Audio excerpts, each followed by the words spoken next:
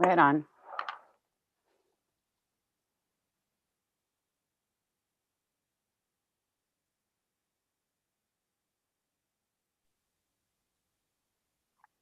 Awesome. Yeah, I can see it says live on Facebook. Hi, everybody. My name is Stephanie Babb. I'm in Eugene, Oregon at this right now.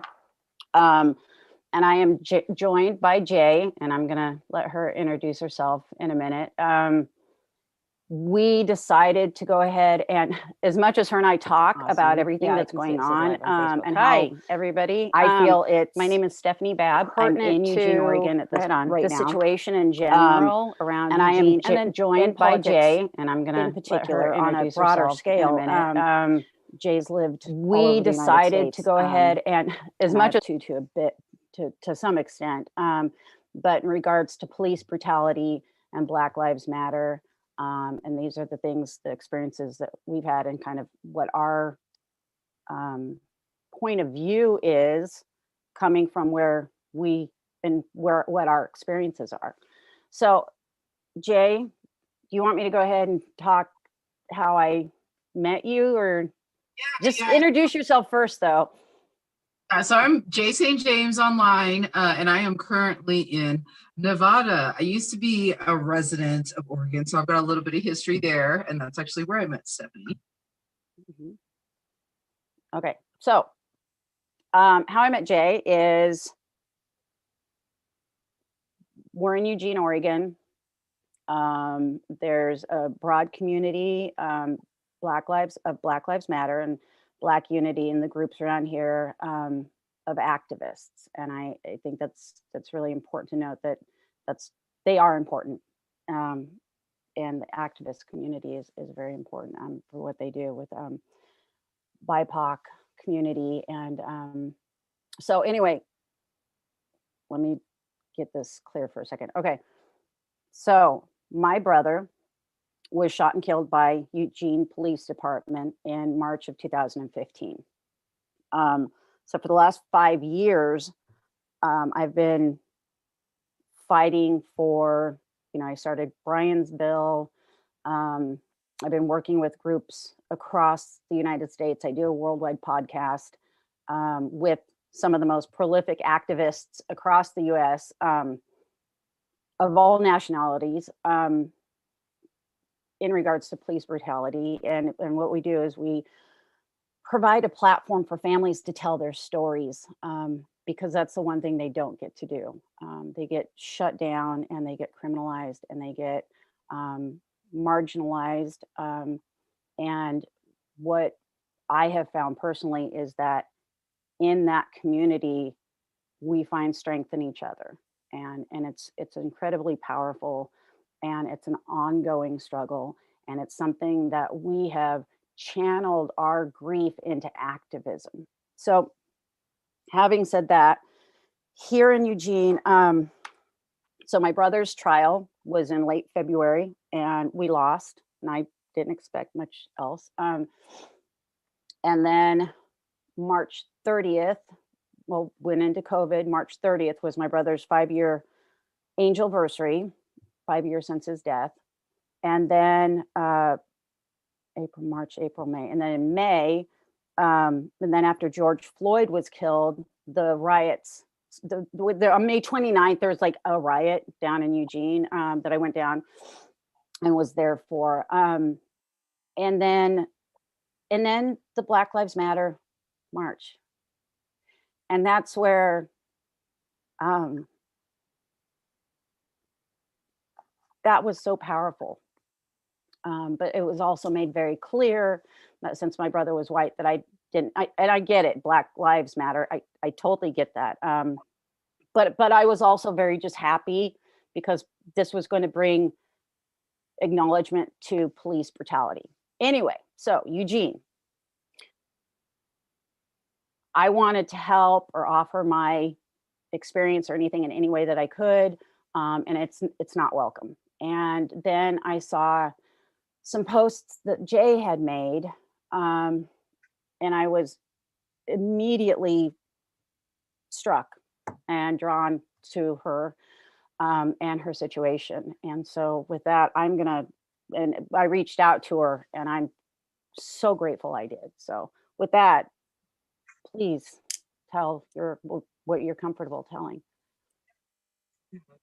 That's really all I can talk about right now. But yeah, I think we met around there. I feel like we met online first, and it was definitely through me sharing my individual experiences with EPD, and I had already had an awareness of, and I had heard the name Brian Babb a lot over my time in Eugene. I moved to Eugene. I didn't even know that. In 2015. Wow. Well, I follow the news. I follow all that stuff. So I'm someone that seeks that stuff out. That's really personally affected and bothered by it.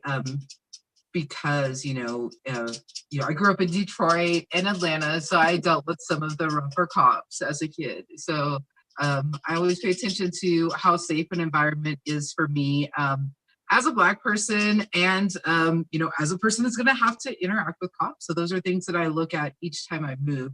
So when you see a police murder come across in your community, you want to see some sort of justice for it. You want to see something happen. So I was kind of with bated breath watching this story over 5 years.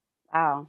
Well, and I want to point out to anybody who's watching that Jay is so much more savvy politically than I am. I'm kind of like, I've got my wheelhouse in regards to what happened to my brother and in specifics to the legalities behind police brutality.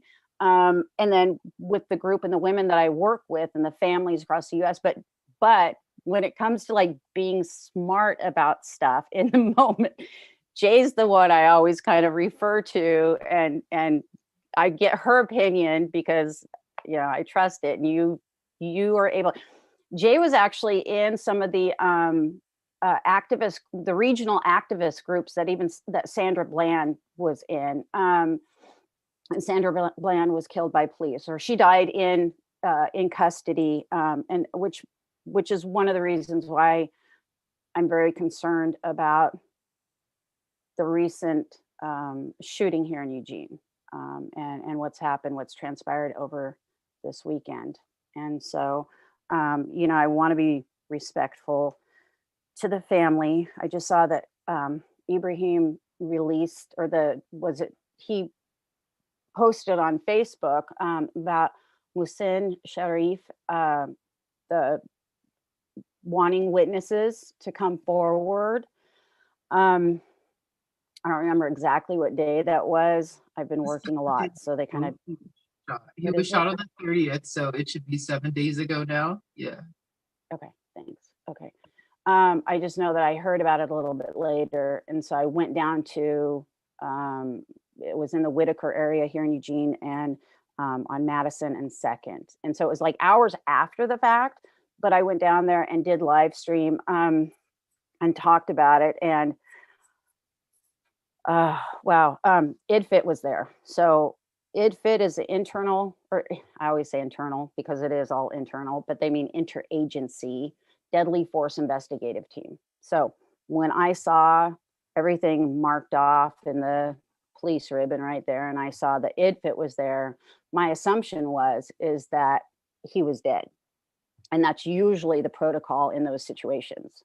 So from what I understand, and allegedly speaking, because until facts come out and they are confirmed, I'm just going to say what I've heard, and so there's no actuality and there's no legalities in this. This is just what I've heard. Is that he was left there? He was shot. There were 8. I actually talked to a witness that heard 8 or 9 shots go off. It's a very small community down there. There's a lot of people who are houseless, who are in that area. And I'm sure had some proximity to what happened. But my understanding is that he was hit 3 times, shot 3 times, and that he was left there for an hour. I believe that also came from the police initial statement when, I don't want to say citizens, when community members were looking at the time the call was made and at the time the call for assistance was made, and they were taking words from Christopher Skinner, who's the current acting chief of Eugene Police Department, that's where the belief that he was left for an hour came from. There have been, I think, 3 different timelines presented by EPD, but their initial response that day does confirm what you heard, in that he was left for an hour to bleed before. Yeah, and that's why they called it fit.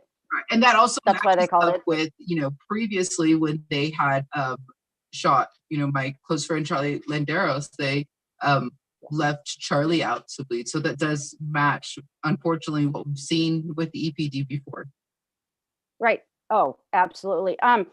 Maria, I know that there's a GoFundMe. I'm going to try to send you the name. If you can get the GoFundMe and put it in the links for the family, that would be awesome. So I'm going to send you what I do have here, and then maybe you can look it up from there. So let me do this really quickly. Okay, I just sent it to you. So you have the name, everything, and then there's he's on Facebook, and then there's a GoFundMe under his page on Facebook. So if we could find that, put that in the links, that would be good. You know, oh my God, I can't believe it. It's been 7 days, and I just found out today that they went in and apprehended him from the hospital. He is now in custody. So that means that after being shot 3 times, this man is in jail, in a COVID-ridden jail, trying to heal from these wounds. And all of this stemmed from the violation of a restraining order. Allegedly, yeah. Allegedly, like I said. Yeah, there's discrepancy on even that now. There's discrepancy on why the police initially even engaged with him. And as you said, yeah, I spoke with family who stated my worst fear, actually, that as soon as he was left alone, he was apprehended, taken into custody. Not only is he healing from 3 open wounds, but he's unable to use his arm. At this point, he was shot in the shoulder, the hip, and it appears also in the torso. So, and he's in Blaine County Jail. Correct. Obviously in solitary because of COVID. Absolutely. And initially they said that they plan to, take him into custody, or plan to charge him with violation of a restraining order. What I've heard is that they've taken him into custody with 4 felony charges, and I can't imagine what, according to witness accounts, running and screaming for your life would lead to a single felony, let alone 4. Right. Exactly. And so from what I understand, just what I've been told, is that the police were called well after the fact, and that in the first place, he had been called to assist the person who had the restraining order on him, to help out. And then after the fact, like 2 hours after he had left, the police were called, and that he was actually found through the locator on his phone. And I know personally how restraining orders work, and they need to catch you in the act. So they had to have had something else that they wanted to go after him for. But it still doesn't. This is a Black man in Eugene. So basically they don't need a fucking reason. Let's be clear, right? I mean, seriously. And then him running away from police. They said he had a knife. The difference between using deadly force when you have somebody who's coming at you with another weapon, which we have seen them many times de-escalate situations with white people who have had guns here in Eugene, and yet they shoot him. And I believe police just successfully apprehended and detained a white man that had a knife and spit in their faces directly. This is a Black Muslim man, you know, with different abilities that, according to the witnesses, was screaming, you know, they're going to kill me. And the police couldn't somehow de-escalate that situation or take him into custody without 3 potentially fatal, you know, gunshot wounds. Exactly. So I don't know all the details. All I know is that there is Well, I can tell you what we do know. We do know that the police gave 3 different timelines. We do know that the police initially publicly stated that they were only looking at a violation of a restraining order and now have allegedly put him in on 4 felony charges. We know that his family was denied contact with him when he was in the hospital being detained for approximately 5 days before he was put in custody. We know that he didn't have contact with the lawyer during that time, and according to family, was just today able to have his lawyer start working on his case. So we know the police department, after shooting this guy, essentially tried to hide him, blocked him off of contact, kept him in this detained state for 5 days in the hospital, and have now removed him from the hospital. So we do know that. in custody. Correct. In the jail. Injured. Yes, correct. With like a week after receiving life-threatening injuries. Not once, not twice, 3 fucking bullet holes in this guy, right? And now he's in jail a week later. So just want to make that really clear. Yeah, I've seen an aggression here. I know the police are really aggressive, and for what reason, why they're being even this aggressive regarding this, I'm a little taken aback, especially under the circumstances that, you know, they're trying to work with the community and work on police accountability and police, you know, that whole thing. I know personally it's bullshit. And the thing is as long as they can keep him away from anybody else, that gives them more time. It's that window from the incident, from the moment that incident happens to just the next following few days, that they get all their ducks in a row, and then they get their story straight, and then they slowly eke out information, and usually only if you push for it, right? With my brother, incident, from the moment that incident, the video cams and everything else malfunction, just the next following few days, that they get all their multiple audio, the recording devices on the premises. Where am I going with this? I forgot. I'm just getting little caught up in there. But what they do is they will push it back, and they're hiding. That's what I feel. I believe wholeheartedly, hiding. As far as witnesses, so I just saw this post from Ibrahim about calling witnesses forward. I went down there, and that was the first thing on my live stream. That's what I'm talking about, is witnesses. In fact, right after I did that, I drove down to a community that was camped really closely and asked if they knew or heard of anybody who'd been in the area. Okay, because they're very close, they know each other. And the reason I did that is because after my brother was shot, and they left him laying there for 6 hours, but we knew he was dead.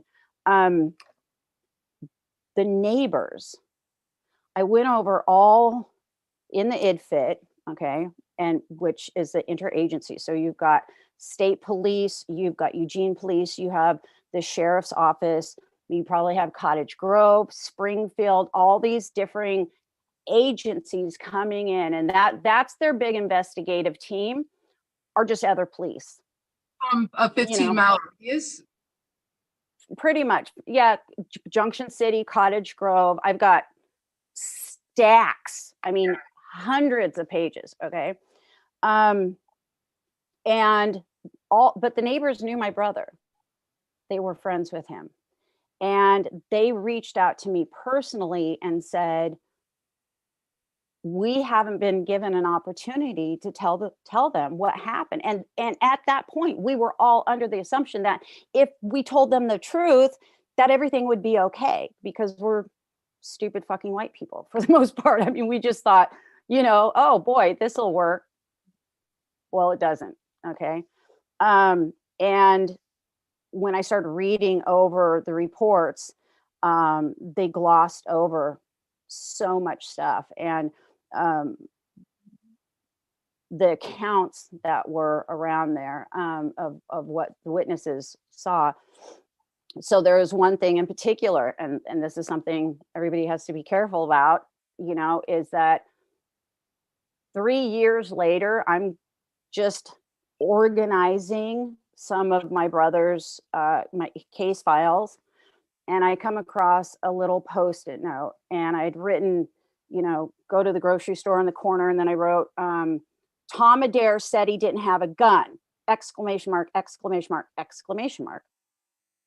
And I'm like, what the fuck? So I go back in, I look through the file, I'm looking for Tom Adair as a witness, and I see this like hidden little sentence that says, Tom Adair, neighbor, wasn't aware of what was happening. Right? I'm like, okay, so I got to find this guy. And I don't know if he wants to talk to me. I don't know if he just wants to have nothing to do with it or anything. So I looked up all the Tom Adairs and I sent him messages and just, hey, if you don't want to talk, I get it. But if you do, well, a week later, I get a message back. And yes, not only did he want to talk, he is like, I am so glad you reached out to me because I went and testified on your behalf, on your brother's behalf. And I said, I mean, we had attorneys, the whole thing. And I didn't understand what he was telling me. And I said, who was there? And he goes, he said he was sworn in. He went to an office downtown on the 3rd floor. And there was a transcriber and 7 men there. And he said that once he started to share what he had witnessed, he was there for several hours. Here's the problem with that is our first attorney was female. So the only one who should be deposing him at that point should have been ours. And that should have been in discovery. And this information came to us after discovery was closed. Okay. So that's called a Brady violation. So we had to find this. So I had this little post-it note. So I call our current attorney and I say, where is this? Like I know there's something. I just talked to him. Tom was so upset. He thought he was talking for us. He went downtown to find where that office was again. He goes up to the same floor and there's nobody there. It's empty. He goes down to the 2nd floor. They say, oh, they moved. It was, brief. They were there, that kind of thing. It like really insane shit. Right. Absolutely. So we go to find this report. It's in the transcriber's office. 62 pages of a witness that had been deposed without our attorney's knowledge, and it had been lost in the transcriber's office. And the only way we knew that had happened is because I'd written this post-it note and then followed up on it. So the first few days are so essential to finding the people that were there or heard anything that happened at all. That's huge. And before police have a chance to intimidate them, that happens too. So, I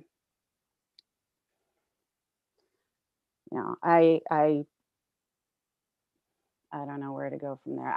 What I work on now is the legislative priorities with Pacific Northwest Family Circle for the families. So hopefully they will get an opportunity to be, they will be addressed personally before any release of information regarding justification or anything else is done, because they weren't doing that with us at all. I even called the police auditor, Mark Gisner, who actually came to be the police auditor because of a conviction of a police officer that had raped many, many sex workers over the years. And I can spell his name, but I can't pronounce it. Yeah, in Eugene. Yeah, that's in Eugene. That was in 1994. All right, 1994, I think. Well, I could look it up right now. Just look up uh, police convicted for sex, like the raping the sex workers. He got 90, I don't remember if it's a year, but I do know he got 94 years in prison for that. And the prosecuting attorney was Michelle Burroughs. So you guys, anybody is more than welcome to look that up. So that's how Mark Gisner, and that's how Eugene got to have a police auditor. Okay, so then you have the Civilian Review Board, who technically are not affiliated with EPD, right? But they actually kind of are. So you don't have any police officers on the board. So, you know, I was pretty tenacious, and I was so tenacious that, you know, they went ahead and did the review board for my brother's thing. And that's what I'm hoping might happen here. I really am hoping, because after the Yes on Accountability, the 26/217 initiative that went through up in Portland, that Joanne Hardesty pushed, you know, about an oversight committee, that kind of thing. There is no reason why the CRB here in Eugene can't utilize that kind of information before ad hoc committee or anybody else has put together another kind of committee or group that overlooks this. Now, just to be clear, they don't have power. With my brother. Board in Eugene look over or police homicides or police shootings? Say that again.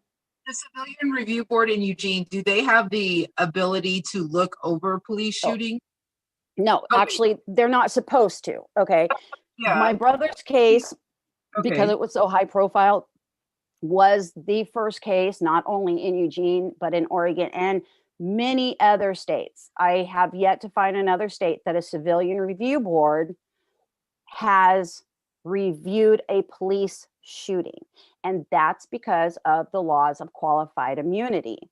Okay, so our law enforcement are, when they're sworn in, they are given the prejudice of the courts to make a judgment, and it's in the wording of this very archaic, vague, outdated law that no longer applies to our world anymore. Reasonable. Okay, so if you can define reasonable in regards to police, that's a new one on me. But that's the word they use, because you can. That's how law works. It's defining the words that you're using and finding the cases set there before. Okay, thereof.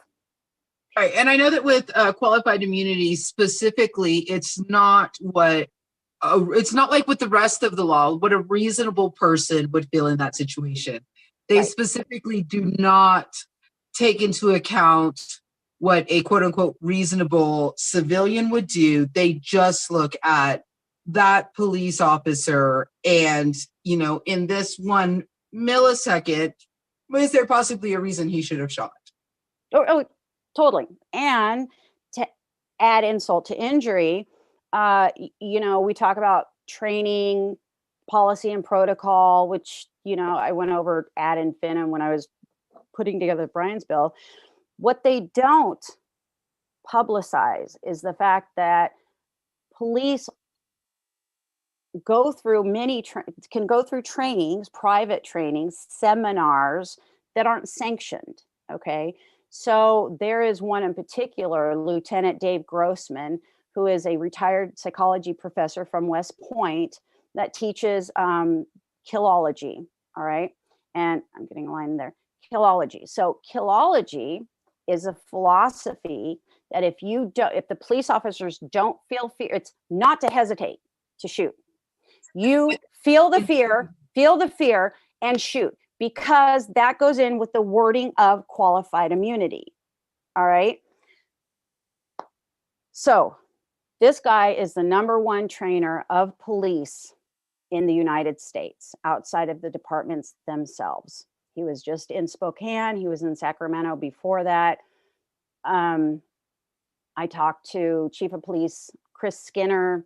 Skinner said he's never been through it personally, but he wasn't going to qualify as to whether anybody else was. So that's part of the legislative priorities is having the records follow the police officers, because there seems to be particular police officers who have continued problems repeatedly, and there are a couple in Eugene, one and Judd Warden, horrible.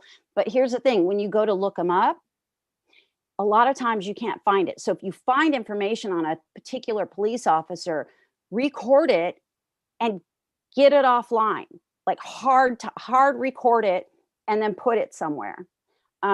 Because their disciplinary, if they get disciplined, gets expunged every 2 years, and they get a do-over. So I don't know anybody else that does that. I mean, we're giving that kind of power to people who go through less training than it takes to get a license to cut hair.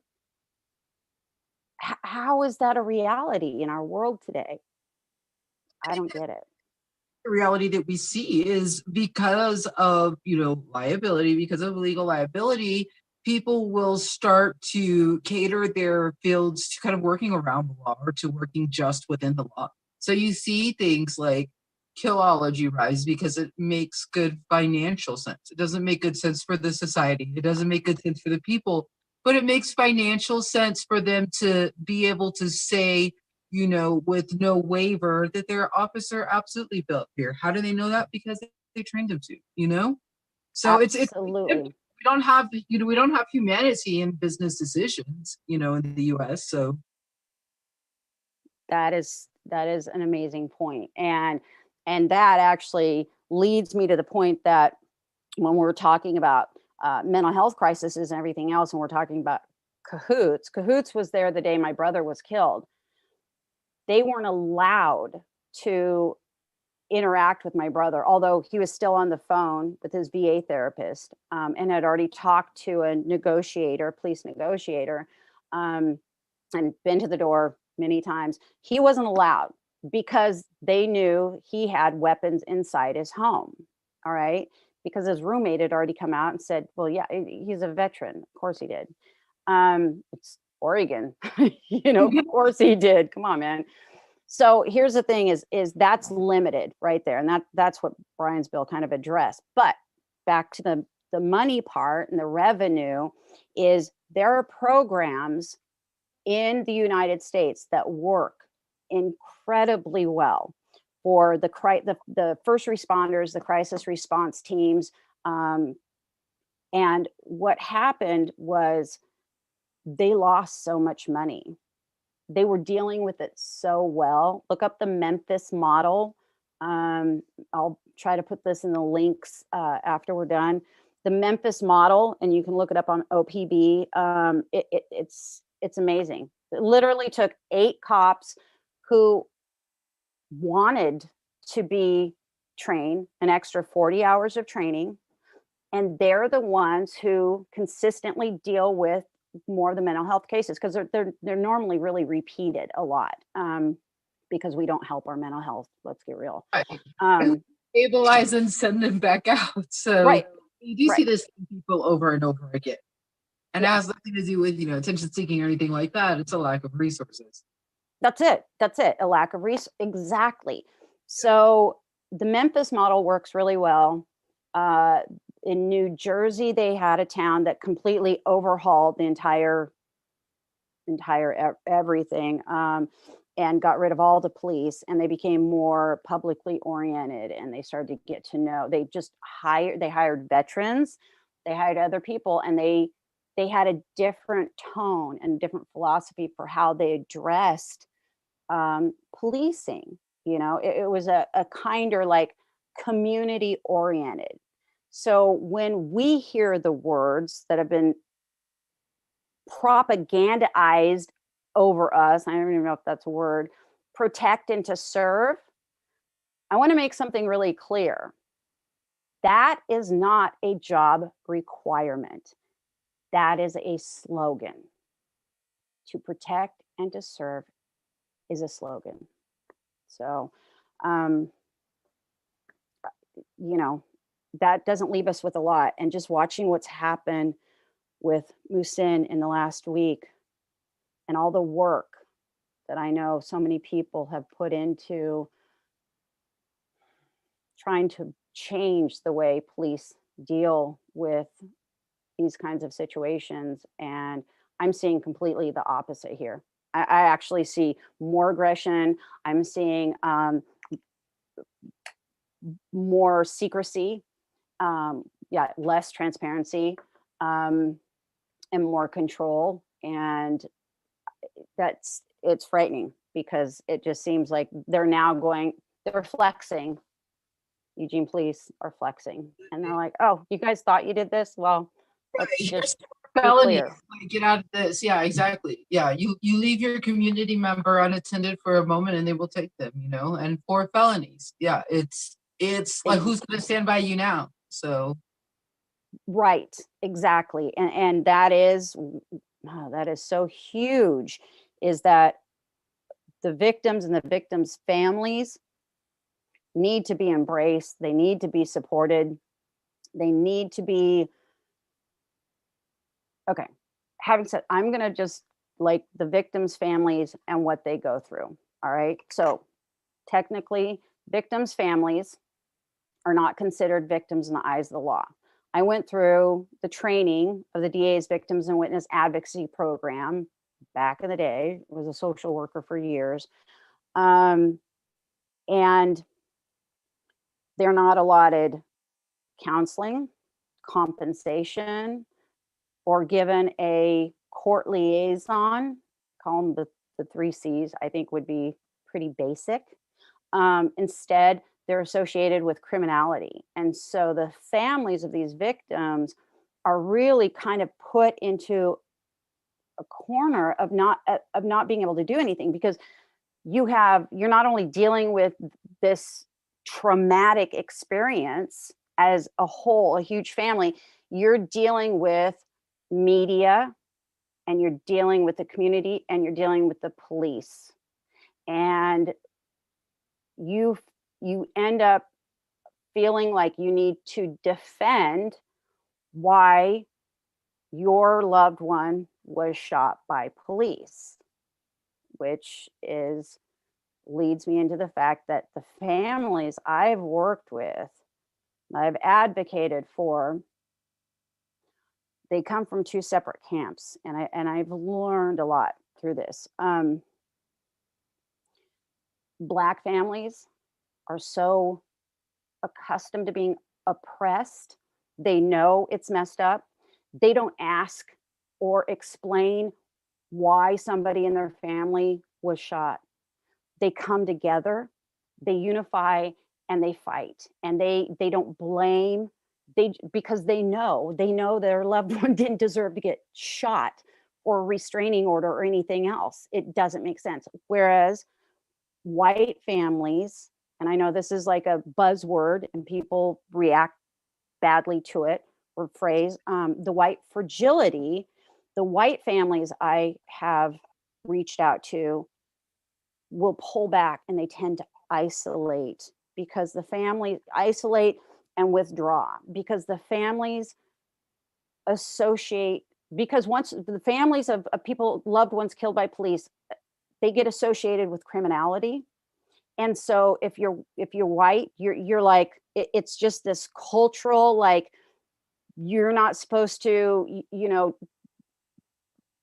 go against the police, or this I forget, I can't even come up with the word right now. I mean, it is a very uncomfortable truth, but you're supposed to be a good white person. And if you are a good white person, bad things are not supposed to happen to you.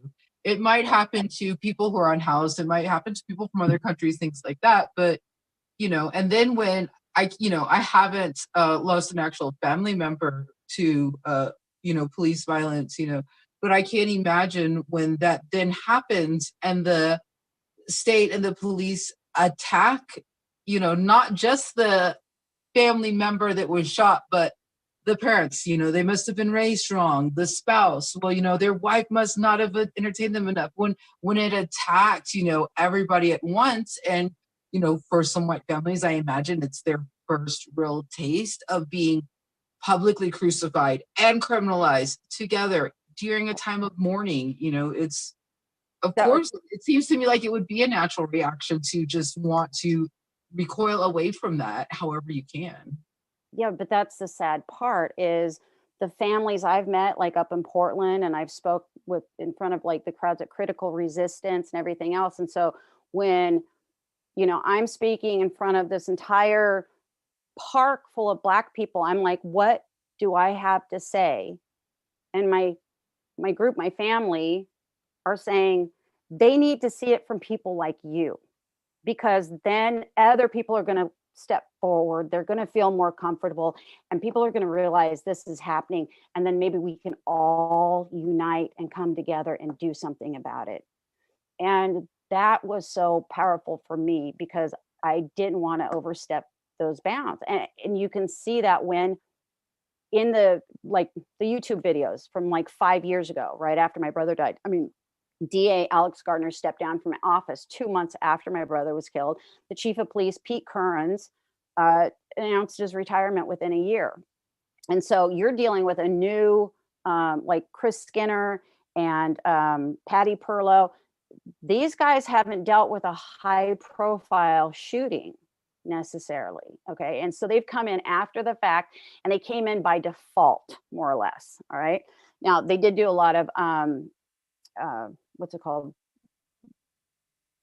When they Election, go through yeah, to but find Chris Skinner, and they, appointed though. It wasn't like it wasn't an elected process. It was like an interviewing like a school superintendent, and then the select little group of 3 to 5 people makes the decision.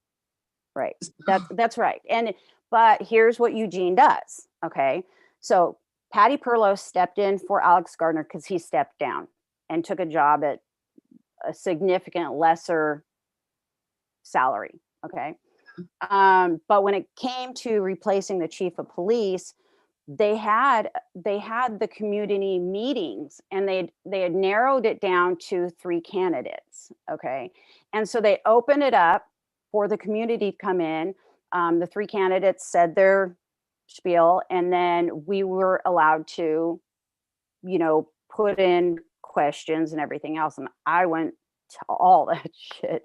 And mainly thanks to my ex-sister-in-law, Stephanie. She'd call me and remind me, and I'd be like, oh God, okay. But it turns out like the one that they had for Chris Skinner, there were a lot of people there because of my brother, and a lot of questions about police brutality. And in regards to that, they chose the youngest, the most, if you want to profile anybody, he fits the Eugene Police Department mold to a T. Whereas you had the other 2 candidates were older. I think they had more experience, and I think that they were more, they would have tended to be more solution oriented rather than power over. Because when Chris Skinner was asked about police brutality, he responded that all his officers will wear vests. Right. Completely irrelevant. Like, right. Yeah. Oh no. And that's what the Eugene does. So yeah, they bait and switch all the time. So they had this big meeting. Okay. He was already picked. It didn't matter. They did it for show. They did it to keep us occupied and kind of satiated and placated, you know, to keep us like looking over here, thinking the problem was over here, when the whole time they were still doing exactly what the hell they wanted to do. And that's what they're still doing. And I feel like because the attention has been so focused now in Eugene in regards to these issues, that it's given them even a bigger opportunity to deflect. And that is very scary to me, because I've seen what they're capable of. I've sat in a courtroom full of police. I've spent 5 years fighting this entity. So I'm getting an echo now. Okay, no, it's gone, thank God. Okay, so I can't talk if I hear myself. Yeah. Anyway. Yeah, well, I've personally been to, I went to one of the meet and greets after Christopher Skinner was put in as the chief of police. And I asked him, kind of like from a protester standpoint, how he interacts with different communities.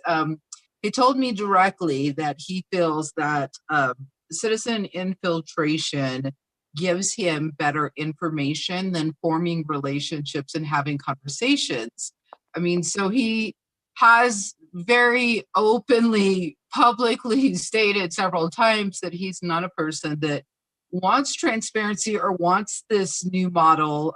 He has FBI training specifically on, infiltrating special interest groups and, troubled communities and stuff. So he is the person that kind of gives us the results we see now. And he is the person, unfortunately, that, says to your face, I'm working on this. And then as soon as you leave the hospital room, jerks your brother out of the bed and puts 4 felonies on him. Like, he is unfortunately that person, no matter how much of the slogan and rhetoric we hear about this new transparency. The smiles and the niceness. Right, exactly.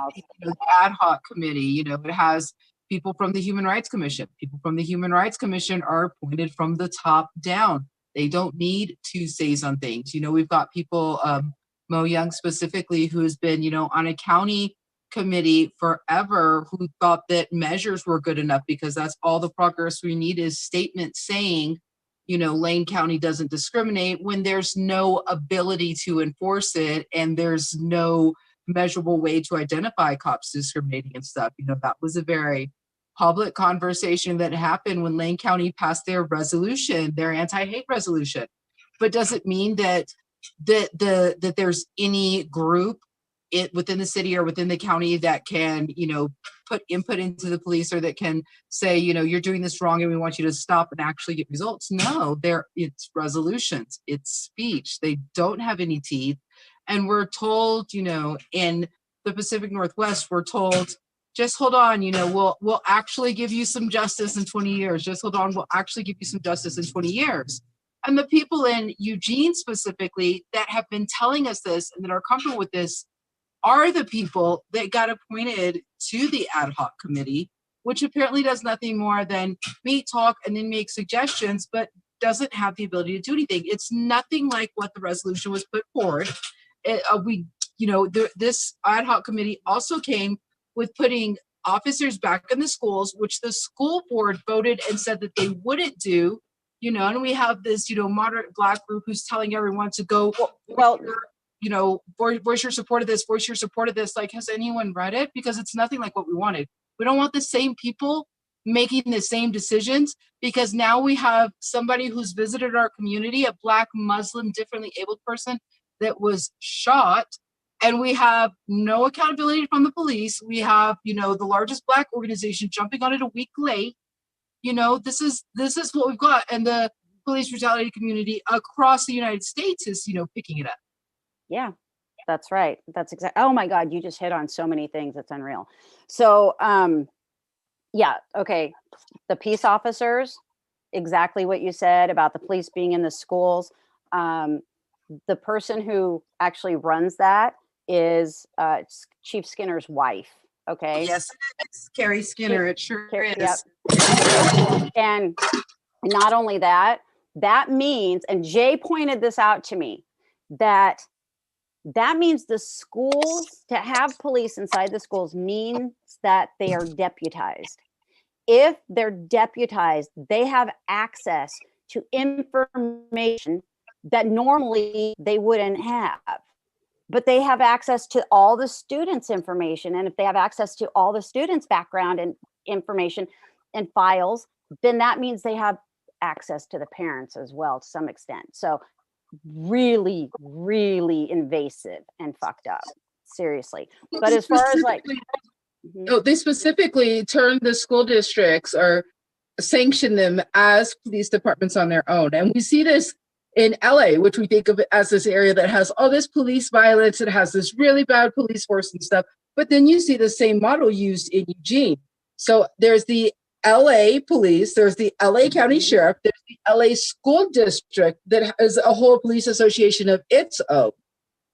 So, and then, we have EPD, we have our school made, or our school district made a police organization. So that's, all the funding and weapons and stuff like that. It doesn't have to go to the police department. It goes to the school to control the students.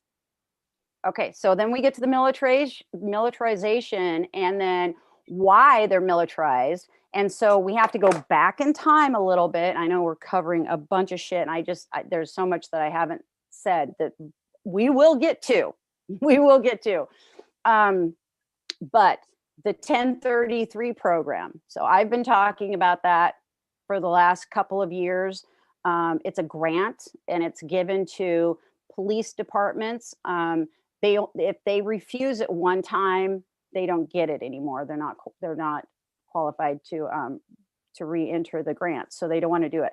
What it does is it provides a surplus military equipment to the police departments of the United States at such a significant discount. But it also it feeds into the military, because then they can get new stuff. So we have police officers with military equipment they don't know how to use.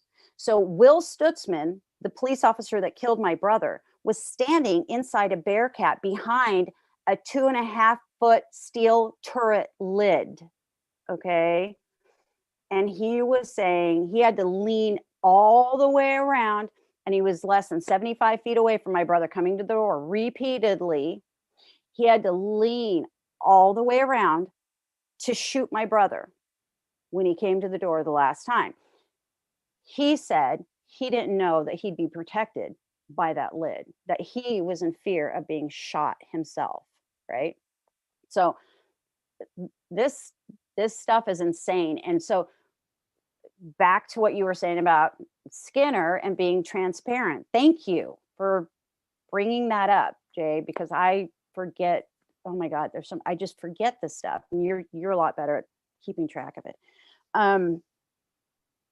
So when all this started happening, my ex-sister-in-law, who really towed the line for her children, my brother's children, through the whole lawsuit in the last 5 years,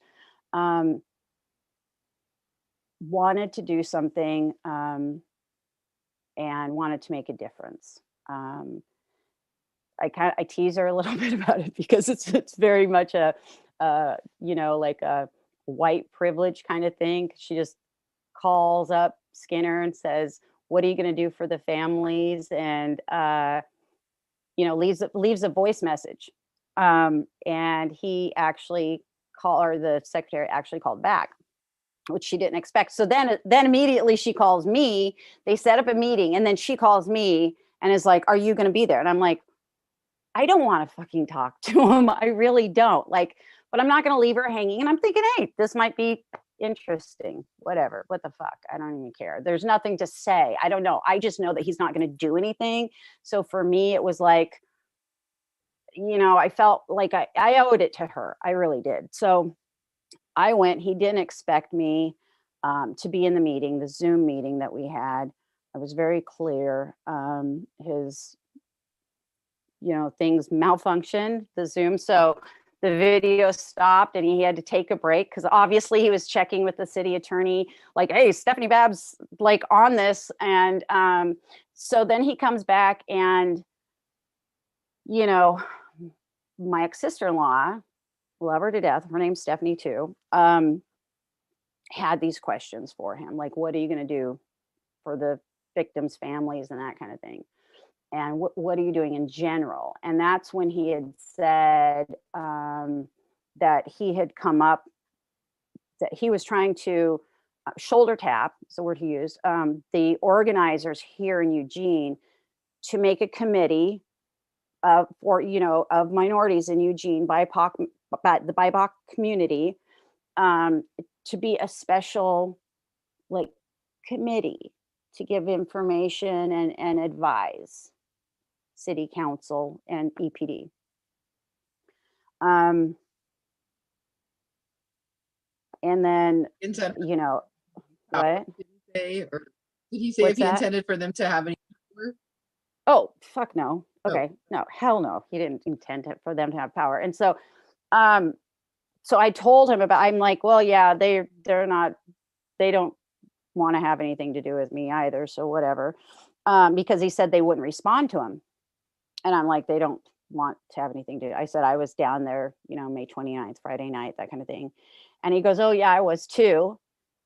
And I had already said, and already knew that they have people on it. Oh my God, this kills me because everybody's so scared of being identified. Well, they already fucking know who you are. That is after my brother's trial, where they took every potential juror and had 7 investigators go through every single anything of every potential juror, not just the jurors that we picked, but beforehand, the jury pool, that they had 7 investigators go through. If we don't think that they don't know exactly who's in Eugene and who's showing up to these things and what every single goddamn thing, then look up stingrays, look up like everything, look up how they identify with you. You can wear a mask, you can fucking wear a burqa. It's not going to fucking matter. They're going to know who you are but you don't know who they are. And don't use that as an excuse for why I got assaulted. But my thing is just because this is what I do and this is what I learn about, is my assumption is that they had more women down there undercover because it's easier for them to conceal weapons, right? Men, if they have a concealed weapon, they kind of go like this. And it's the way they walk, and they'll all wear something they can identify each other with. But by point of fact, May 29th, that Friday night, the first night that there were the riots, because they did take down that, whatever. They were there. He was there in person, and he said that to me. And so, I have no blanket or veil of anonymity. I don't have that choice. My face has been out there from day one. That's been my only power in fighting for my brother. Literally, like, I'm not going to be quiet because I can't, because it's not right. And it's not just not right for us. It's just not right for everybody, and especially minorities. And this is where we come right back down to Muhsin and what's happening. 7 days after he was shot 3 times, he's in custody. I can't get over that. I can't, especially with COVID. I just can't. I don't even know what. We are many and they are few, and that things would, really be different if we acknowledged our ability and we acknowledged our numbers. And I have to say that's the most frustrating part of activism. I personally feel we've deconstructed and had the conversation on racism and race relations to we're about 80% of the way with that. I feel we're so far into that, into deconstructing, like the whole system where we have to violently police others for the protection of property. I feel like we're really, when you look at cities that have gotten rid of their police forces, cities that have taken weapons away from their police forces, things like that. I feel like we're so close, and it's frustrating for me as someone who, is kind of in the activism scene to see diversity of tactics is good. Fractured goals is not diversity of tactics. Diversity of tactics is having the same goal in different ways of achieving the outcome. But when you legitimately have, 3 different definitions of what defund means, and you have one group saying, everybody show up and vote for the cops to be back in school so that we get a special committee. And you have, three other groups saying, no, we don't need to legitimize the police at all. We end up with different goals, unfortunately. And we are so many. They are so few. They have jobs. They do not have superpowers. They have jobs that are given to them, that can be taken away. They are human. They bleed like us. Like they really are the same, police, and that police and other forms of law enforcement are not superhuman. They shouldn't have special rights. We all know this, and it takes us not accepting being placated to get that extra 20% of the way. And I see that there's so many, moderates across the US that want that placation and that want us to wait another 20 years for what should take 3. And we're losing Exactly. life in that time. It's not just waiting and everything freezes. You continue to lose lives in that time. Police get bolder when they see that you guys, come up and demand a lot, and then they can still play in your face. That emboldens them more than if you were never paying attention in the first time. Yeah, it totally puts the power in their right in their lap. Okay, so I want, before we go ahead.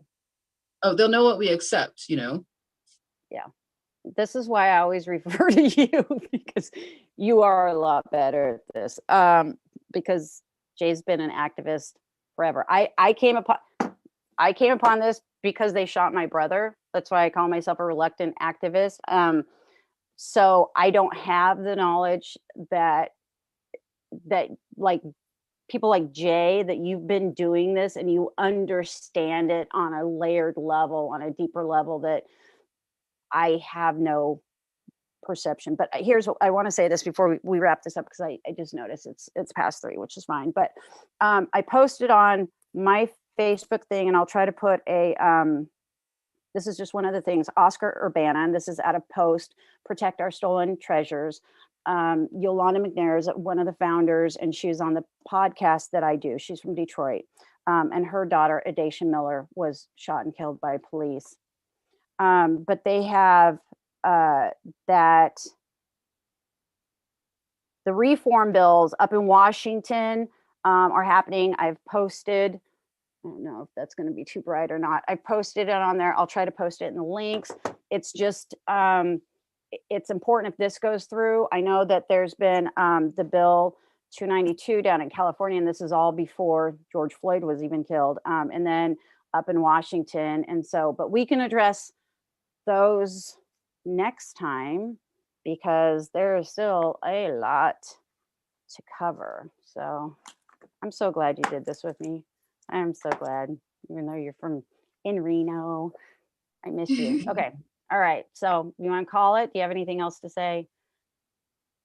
No, I think we got a lot out. Yeah, just the GoFundMe, definitely sending person wishes to the family, keeping in mind that this is a visitor to our community. So this person was under our watch. It's a Black, Muslim, differently abled person that begged to not be shot. And it's under our watch when these things happen in our community, especially if we're part of the camp that's playing on special committees and telling everybody else to wait 20 years.